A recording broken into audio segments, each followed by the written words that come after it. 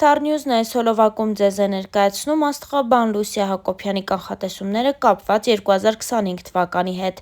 Խորհուրդ աստղաբանից։ Քանի որ մոլորակը փոխվում է, 2025 թվականը մարդիկ պետք է ճիշտ ապրեն, որպեսզի անցյալի սխալներից հարվածներ չստանան։ 2024 թվականը համարվում է բացահայտման տարի, իսկ 2025 թվականը համարվում է պատիժների տարի։ Դա նաև երկրներին է վերաբերում։ Այն երկրները, որոնք առաջինն են պատերազմ սկսել ու ժողովրդի վրա հարձակվել, օրինակ Ադրբեջանը, Իսրայելը, Թուրքիան, Ռուսաստանը,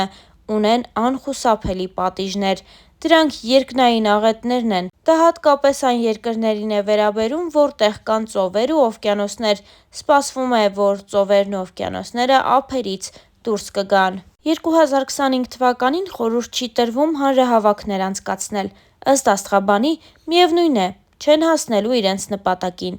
Միջադեպեր կլինեն, որոնք լավ հետևանքներ չեն հանգեցնի։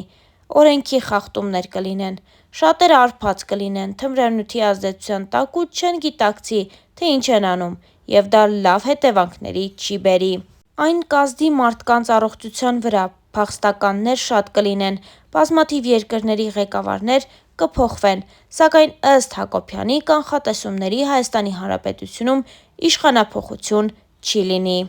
Իսկ այժմ հավելենք նաև, որ Star News-ն օրեր առաջ մեծ ցավով տեղեկացրել էր, որ կյանքից անժամանակ հեռացել է աստղաբան, աստղահոգեբան Լուսիա Հակոբյանի որդին, 48-ամյա Հրայր Գևորգյանը։ Աստղաբանին սիրող ու հետևող մարդիկ շարունակ ցավակցական ու ափսոսանքի խոսքեր են ուղղում տիկին Լուսիա Հակոբյանին ու խնդրում նրան, որպեսզի ուժեղ մնա։ Շատերն էլ փորձում են հասկանալ, արդյոք կանխատեսել էր տիկին Լուսիա Հակոբյանն իր որդու անժամանակ մահը։ Այդ մասին հստակ տվյալներ չկան, սակայն Լուսիա Հակոբյանը հաճախ այսպիսի գրառումներ է արել. «Կլռեմ, բայց ոչ թե որ ասելու բան չկա, այլ ասելու իմաստ չկա»։ Աստղաբանն այսօր էլ շարունակում է ակտիվ գրառումներ անել, որոնք այս հոլովակում կներկայացնենք ձեզ։ Իսկ այժմ հավելենք նաև, որ աստղաբանին մոտ կանգնած հարազատ մարդիկ նշում են, որ որդին շատ ծանր էր տանում մայրիկի շուրջ կատարվող իրադարձությունները։ Տնեզուրկ լինելը որդուն հասցրեց տենդավորման։ Նույն հարազատները նշում են, որ այդ ընթացքում բոլորը նրանցից երես էին թեքել։ Star News-ը ցավակցում է Լուսիա Հակոբյանին և նրա ընտանիքի անդամներին որդու անժամանակ կորստի առիթով։ Այս տարիների ընթացքում Լուսիա Հակոբյանի մասին շատ կարծիքներ են հնչել, այդ թվում նաև քննադատություններ։ Սակայն անկախ քննադատություններից նա շարունակել է ակտիվորեն մասնակցել տարբեր հարցազրույցների և իր անկեղծ կարծիքը հայտնել երկրում տիրող այս կամ այն իրավիճակին վերաբերող։ Անկախ քննադատություններից նա շարունակում է մասնակցել հարցազրույցների։ Վերջին հարցազրույցում նա ասում է, որ հիմա այն շրջանն է, որ մեր տղաները, որոնցից լուր չկար, ի հայտ կգան։ Ողջագուրվելու շրջանն է սկսվում։ Հունվարի 10-ին վերջապես անկարգ Մարս մոլորակը կգնա։ Հենց գնա, նոր կավարտվի կռիվը։ Ես ոչ մի լավ բան չեմ զգում։ Մենք պիտի սթափ լինենք։ Մեր 18 տարեկանները շատ վատ են տանում էս ամենը, ներքուստ, թեպետ հերոսացած տղերք են։ Մի օրինաչափ բան եմ նկատել։ Շատ են մեր տղերքի մեջ կարիճ համաստեղության ծնվածները։ Ի դեպ, Թուրքիան էլ է էդ նշանի տակ։ Իրենք այդ տղերքը ամբողջ Հայաստանի կեղտը վերցրեցին իրենց վրա ու գնացին։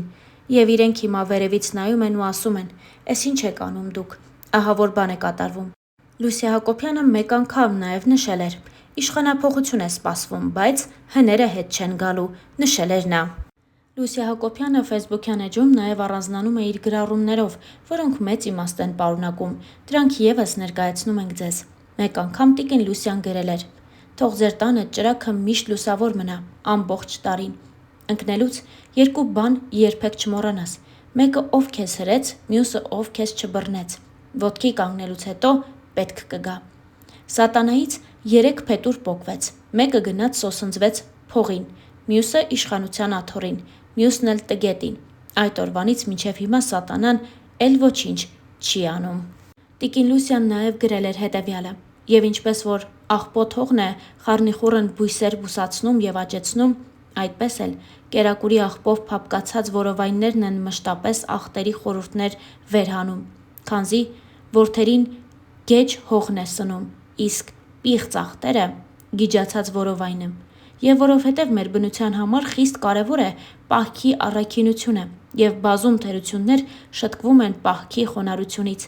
Այն ժամանակվանից,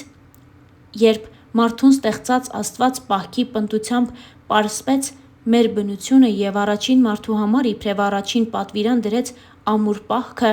չճաշակելու ծառից, քանզի եթե առաջին մարդը պահեր պահքի պատվիրանը, կժառանգեր անաղտ, անմահ ու անմեղ կյանքը եւ երկնքում երկնային բարիքները, քանզի շատերը, ովքեր պահեցին պահքի պնդությունը, բազում նեղություններից փրկվեցին։ Սուրբ Մանդակունի։ Տիկին Լուսյան նաև հորդորել էր Հայաստան վերադառնալ ու չապրել արտերկրում։ Հավաքվեք, տուն վերադարձեք։ Եկեք ձեր հողին, ջրին տեր դարձեք։ Ամենից ապահովը մեր հայոց հողն է։ Վերջապես հասկացեք։ Ահա այսպիսի գրառում էր արել ընդամենը օրեր առաջ տիկին Լուսյան։ Մենք ձեզ ներկայացնում ենք նաև տիկին Լուսիայի վերջին գրառումը։ Այդ գրառմամբ Աստղաբանը խնդրել էր օգնել իրեն իր ֆեյսբուքյան հետևորդներին։ Ընկերներ ջան, օգնեք խնդրում եմ փոքր կենտրոնում վարձակալել 1 սենյականոց բնակարան։ Եվս մեկ գրառում ներկայացնում ենք ձեզ։ Փորձությունների ժամանակ անհնար է, որ Տերը եւ նրա սուրբ հրեշտակները օգնության չհասնեն, միայն թե դու մի դադարիր խոնարհությամբ կանչել նրան։ Ես եմ հարությունը եւ կյանքը, ով որ հավատում է ինձ, թեև մեռնի կապրի, իսկ ով որ ողջ է եւ հավատում է ինձ, երբեք չի մեռնի։ Հավատում ես իմ ասածին։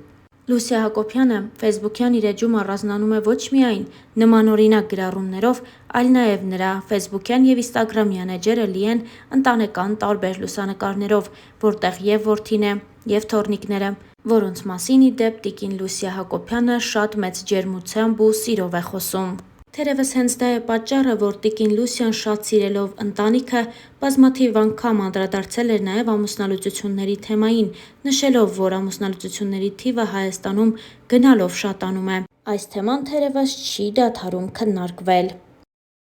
Դե իսկ մեզ մնում է հավելել նաև, որ հայտնի Աստղաբանը միշտ էլ իր խոսքով ու վերլուծություններով հանրության ուշադրության կենտրոնում է եղել։ Նրա խոսքը մեծ կշիռ ունի շատերի համար։ Հայտնի Աստղաբանը սերում է աշխուժ Ջիվանու տոհմից։ Նա այդ մասին մշտապես մեծ հպարտությամբ է նշում։ Աստղաբանը 2 զավակների մայր է։